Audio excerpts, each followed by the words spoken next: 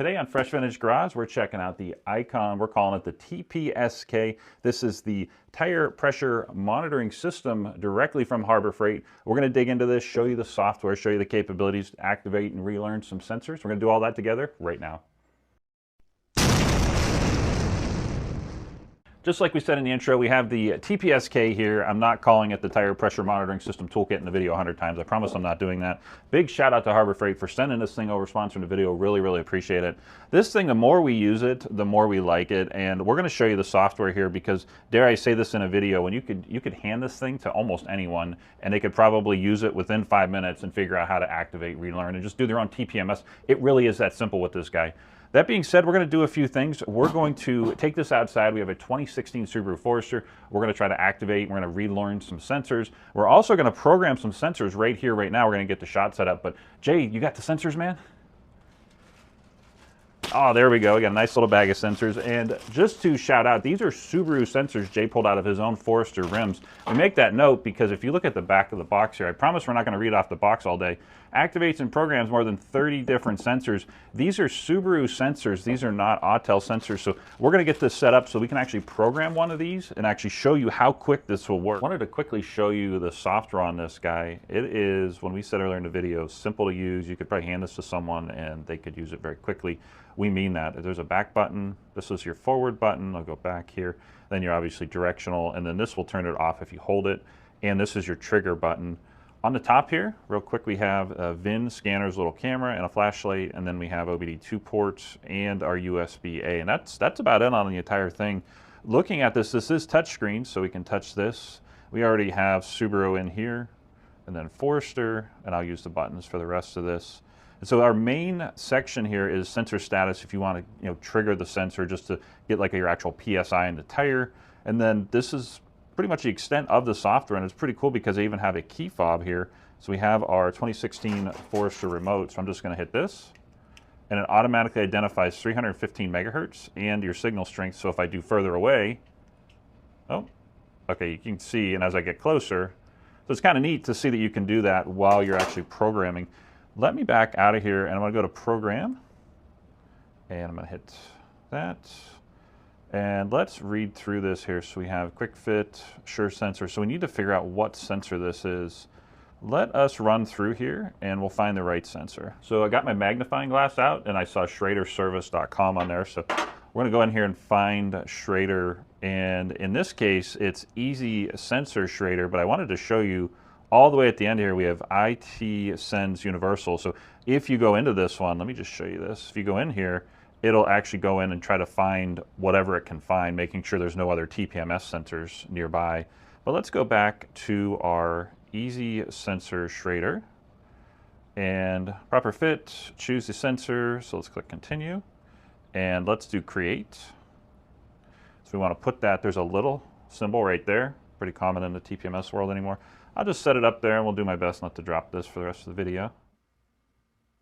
Take two here. We tried all of the sensors and they just weren't feeling it today. So we did some software updates, which as a side note, this probably spent a little over an hour with software updates. So don't think you're going to be able to use this right out of the box. You're definitely going to want to update all the software on it.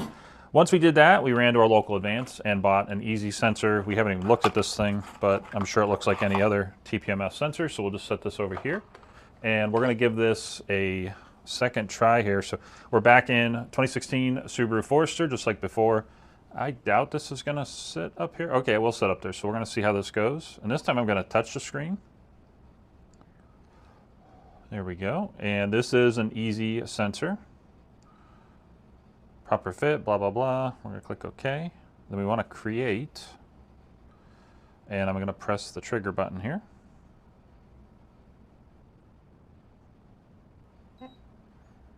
There we go. So we have success. Not really sure why the other bag of TPMS sensors wasn't working right, but very fast and simple with that Easy Sensor. That being said, let's jump outside because we have a couple other things we can do in here. Let me click back. So we have a couple other options here. Let's jump outside to the actual 2016 Forester now, and we'll show you some of the other features this has.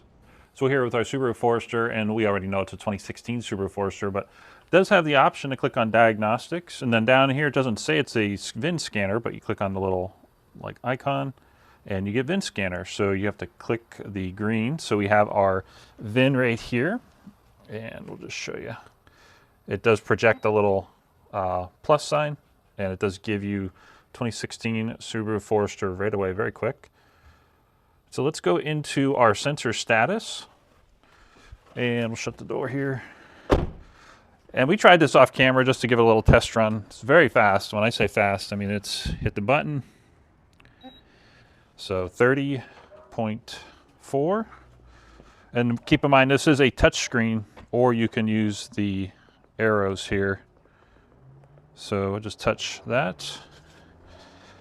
And then we'll go to right here. And we have 32 PSI in that guy.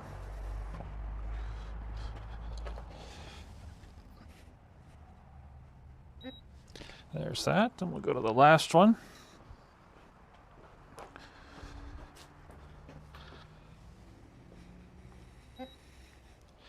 And I will make a comment that, just like we said earlier in the video, this is so easy to use. You could probably hand some, like anyone, and just talk them through how to use this thing, and they could do this within probably 5 minutes, which is really nice, especially at a tire shop or something. Or maybe you have a customer who, I don't know who, you know, a DIY customer is going to spend the price point in this, but for a shop, you could literally hand it to almost anyone, new employee or whatnot, and say, here's how you use this thing. Very, very quick and fast. We can relearn on this, so let me back out of here. We're going to go to relearn and use the touch screen here. So it's asking us to plug in. Let me go grab the cable and we'll plug into the car. For the relearn procedure, we're already in the car with the actual cable hooked up to the OBD2 port. We make that note because we've already gone around and triggered the sensors. And I will make note that this thing doesn't automatically follow you around the car. We've used some other TPMS tools to go around the car, and it will naturally progress as you click. As you trigger each one, it will naturally go to the next tire. But just wanted to call that out in the video. My fingers are getting really cold. So from here, you can see we have this hooked up, the actual connector hooked up. And then if we clicked relearn, we can actually relearn this car to the tires or vice versa. We're not going to do that because we actually didn't rotate the tires, but this gives you kind of a step-by-step of how to do it. And we were reading through here. Part of me wants to say it felt like it was duplicated a little bit, but reading through here basically gives you the step-by-step for how to do this. So it's very easy and fast to get this set up and relearn your tires on your own vehicle, or if you're a shop, to hand this to someone and they could work their way through it. Wanted to show you the TPM data trouble code here. I'll hit the check box, or check button, so to speak, and then read TPMS data trouble code. And you want to hit this again.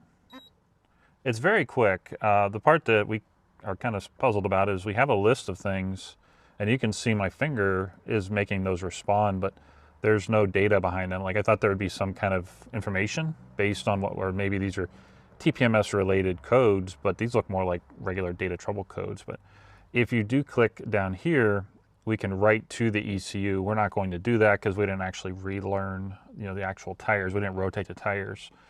Looking at the key fob, we saw that earlier in the video, and then part number, let's see what we have here. So this actually gives you the ability to choose any sensor. Let me just click on one of these. Let's go to DIL service kit and see what happens. So you have DIL service kit, and I guess for this car, it tells you your make and model and what kit you would need for it. Kind of a nice touch. Let's look at TVC and we'll see. Okay, so for this car, we would need that TVC sensor. Stick around as we back out of this software to the main screen. We're gonna go downstairs and unbox this and show you what you get in the box when you buy this at your local Harbor Freight store. But I've mentioned a few times in the video now, but you could hand this to someone and they could learn and how to use it and actually work their way through this menu very quickly. There's really not much. We went through everything in the diagnostic section, and under data, it is just the software updates we mentioned earlier in the video. That's where we did the full software update. And then in the settings, it's literally just settings. There's really not much in there. And then help. And that's the extent of the software on this guy. Let's jump downstairs and we'll get this guy unboxed and show you what you get when you buy it. Alrighty, we're back from outside and we're gonna unbox the Icon TPSK and show you what we get when you pick it up at your local Harbor Freight store. If you haven't seen our T10, T8, and T7 Icon scan tool videos, definitely go check them out on our channel, Fresh Vintage Garage, the one you're watching right now. Really, really solid stuff that Harbor Freight is actually putting together. Got a nice case here. Feels really solid, durable. And as I unzip this, if you haven't seen the TrueFix video that we made on the actual Harbor Freight Icon TrueFix software, really, really solid software that they have. Go check that out on the same channel you're watching right now. Taking a look inside here, obviously the tool main guy is right there, but we have our OBD2 to serial cable. We'll just set that back there. We have a charging brick. I'm not going to take that out of there. We have a USB cable. There's the instructions that no one ever reads. And we'll just flip this over and we'll get to the main event here. It's official, we can't return it. And there's that. It does have that really nice barcode reader, not barcode, sorry, VIN reader there. Overall, it's a really, really solid tool. Icon and the Harbor Freight brand, they're really upping their game. They want your business. They want this product in your hands. Go check out at your local Harbor Freight store, not just this, but we also have a video on their Icon smoke machine, the T10, T8, and T7. If you haven't been to your local Harbor Freight store in a while, it's worth a look because they're upping their diagnostic game. And every time we touch one of these, we are more and more impressed. That being said, we appreciate you watching. I'll just set this guy down here.